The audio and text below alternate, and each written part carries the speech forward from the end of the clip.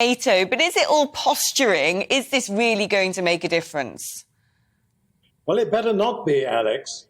And to pick up on the point that Darren was just making, of course we will pay, because we always pay for a simple reason, which is that defence expenditures are the only budget line in any democratic government that are not under the control of any government minister, including the Prime Minister.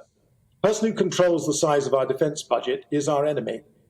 And our choice is whether we are going to now follow through and strengthen deterrence in the ways that were being described by Stoltenberg and then just then by Darren, or whether we're going to dilly-dally and then find ourselves confronted with a situation where we're on the back foot and when we're going to have then to pay a lot more money in much worse circumstance.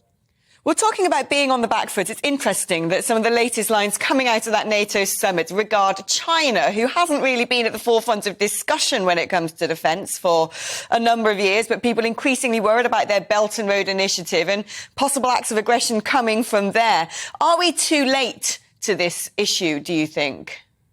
No, not at all. But the link with China is quite crucial. The Chinese have a very sophisticated way of looking at strategy. And they understand that if we stand firm over Ukraine, that's not just dealing with the problem of Mr. Putin, it's also a deterrent signal to them. And so it was something of a surprise to many of us to hear that our Foreign Secretary thought that perhaps we would be sending weapons to Taiwan. We may well in due course, but the point about all this is that the linkage between what happens to Ukraine and what happens to global security is now plain for all to see. Gwythian